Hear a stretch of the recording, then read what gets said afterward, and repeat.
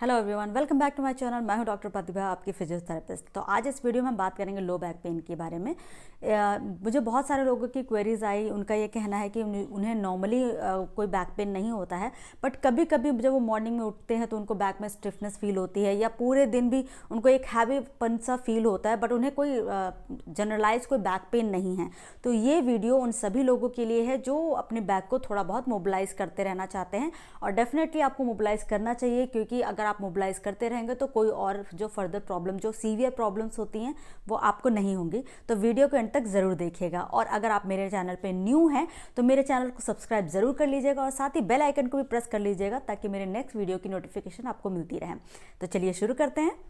So this is the first exercise. इसको हम rock and rolling exercise बोलते हैं। आपको सबसे पहले जब आप मॉर्निंग में उठते हो, बेड से उतरने से पहले ये एक्सरसाइज करनी है, ध्यान रखना है। तो स्लोली एक एक करके दोनों नीज़ को, यानी जैसे अब मैंने ये नीज़ को होल्ड किया है, फिर आप दूसरे हाथ से दूसरे नी को होल्ड करेंगे, एंड देन दोनों नीज़ को ऐसे चेस्ट की तरफ लेके आएंगे, एंड देन रिलैक्स। कुछ लोगों का पेट थोड़ा सा हैवी होता है या थोड़े से हेल्दी होते हैं, तो उनके लिए क्या करना, ज़रूरी नहीं है कि दोनों नीज़ आप ऐसा क्लोज करके रखो। आप दोनों नीज़ को थोड़ा सा अलग भी कर सकते हैं, इस तरीके से चेस्ट की तरफ लेके आना, एंड देन रिलैक्स। तो हम इसको रॉकिंग कहते हैं। 10 to 15 टाइम्स ये करना है। बस ये ध्यान रखना है, जैसे आप ना लेग्स का यूज़ नहीं करोगे, आपको सारा एफर्ट हैंड से लेके आना है। तो अपने हाथों से इस तरह से नी को चेस्ट की तरफ लेके आए, एंड देन रिलैक्स। सो ये एक्सरसाइज हेल्प करती है आपके पूरे स्पाइन को मोबिलाइज करने में।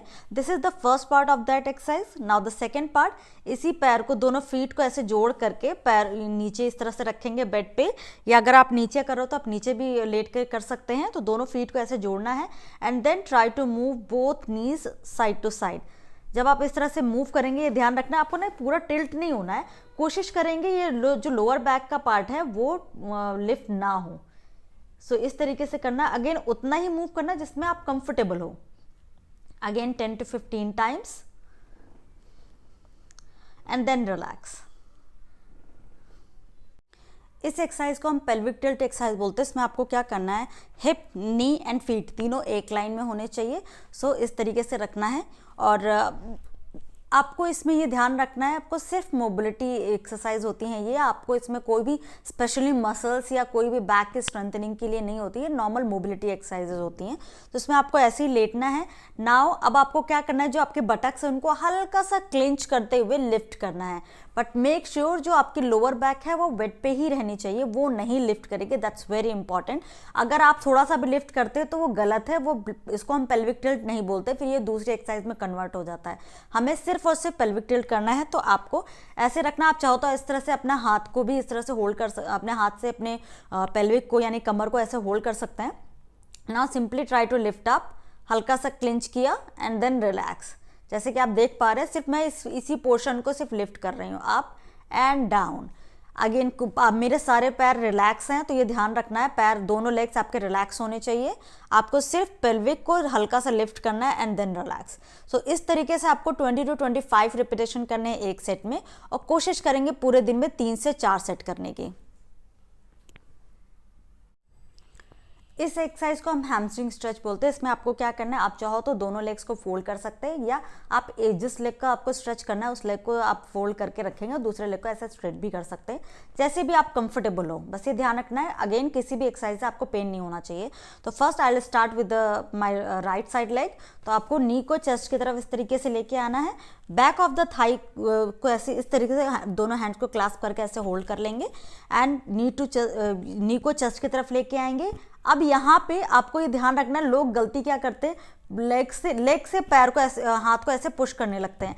आपको पुश नहीं करना है, आपने यहाँ पे रखा। Now try to be relax, that's very important. अब यहीं से आपको लेग्स को स्ट्रेट करने की, जो आपका काफ एरिया है उसको स्ट्रेट करने की कोशिश करनी है। जब आप स्ट्रेट करोगे तो ये बैक ऑफ द थाई पे पूरा स्ट्रेच फील होगा। Hold it for 5 second, and then relax. तो ये आपकी रिलैक्सिंग पोजिशन होगी। देन अगेन आप hold for 5 second, and then relax. अगर आपको लगता है कि नहीं इसमें ज़्यादा डिस्कम्फर्ट हो रहा है, तो आप दूसरे लेग को इस तरह से फोल्ड भी कर सकते हैं, that's fine. 5 second hold, and then relax. So इस तरीके से आपको 5 रिपीटेशन करने हैं, दोनों पैरों से अलग अलग एक सेट में, और पूरे दिन में अगेन कोशिश करेंगे 3 to 4 सेट्स करने की। बस इसमें ध्यान क्या रखना है आपको, नी पूरा स्ट्रेट नहीं होना चाहिए, हमें स्ट्रेट नहीं करना है, हम सिर्फ नी को ऐसे बेंड करके रखेंगे and just feel this stretch. Stretch can be 5%, can be 100%। सो आपको वहां रहना जो आपके लिए ज़्यादा कंफर्टेबल है।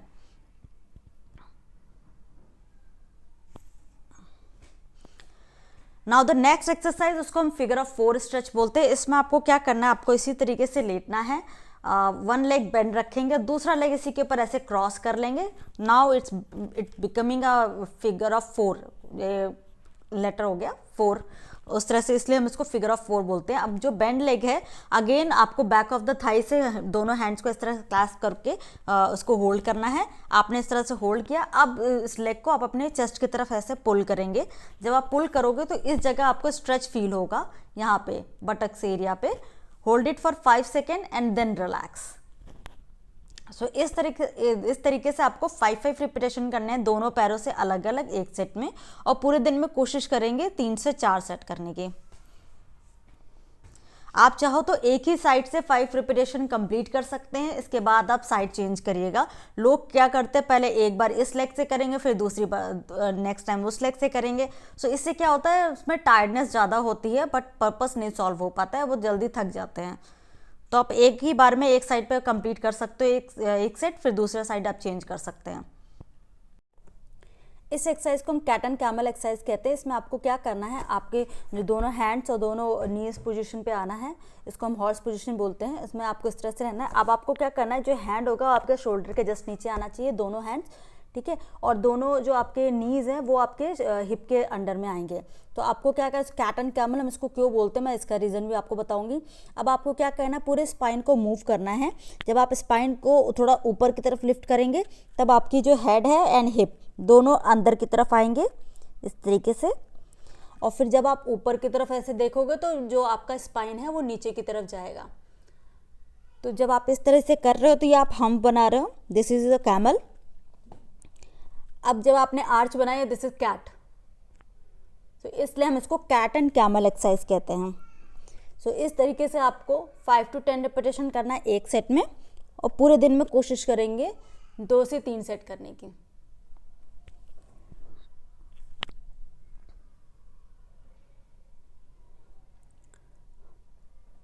इस एक्सरसाइज को हम चाइल्ड पोज बोलते हैं। इसमें आपको क्या करना है, दोनों हैंड्स को, ये बिल्कुल कैट एंड कैमल पोजीशन से ही स्टार्ट करेंगे।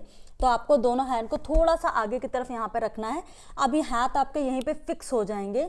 अब आपको क्या करना है, धीरे धीरे अपने हील्स पे आपको ऐसे बैठने की कोशिश करनी है। जब आप बैठोगे, ध्यान रखना हैंड नहीं लिफ्ट होना चाहिए। जब आप बैठने की कोशिश करोगे तो ये जो साइड का एरिया है ये पूरा स्ट्रेच होगा। Hold it for 5 second and then relax. तो हम इसको चाइल्ड पोज एक्सरसाइज बोलते हैं। अगेन, जिसका भी पेट अगर इसमें लग रहा हो कि पेट इसमें दब रहा है, तो आप नीज को थोड़ा सा और वाइड कर सकते हैं and then try to seat.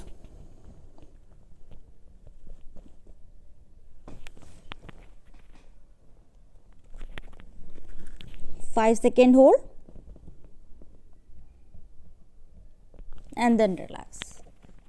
सो इस तरीके से आपको 5 to 10 रिपीटेशन करने हैं एंड पूरे दिन में 2 से 3 सेट।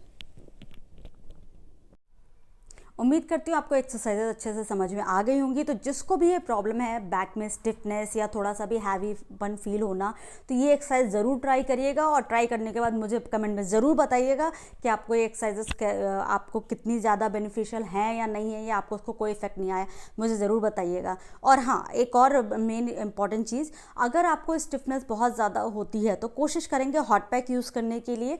हॉट पैक यूज़ करने से क्या होता है, आपके जो भी मसल्स है वो रिलैक्स हो जाते हैं। तो दैट्स वेरी इंपॉर्टेंट, ये चीज़ आपको ध्यान रखनी है। तो उसको भी करना है और साथ में एक्सरसाइजेस करनी है। तो ये हेल्प करेगा आपकी पूरी स्पाइन को मोबिलाइज करने में और इस स्टिफनेस को रिड्यूस करने में। अगर वीडियो पसंद आई हो तो लाइक करिए, और जिसको भी ज़रूरत है उनसे शेयर करिए। और again, stay healthy, stay fit, keep moving and keep smiling. Bye bye.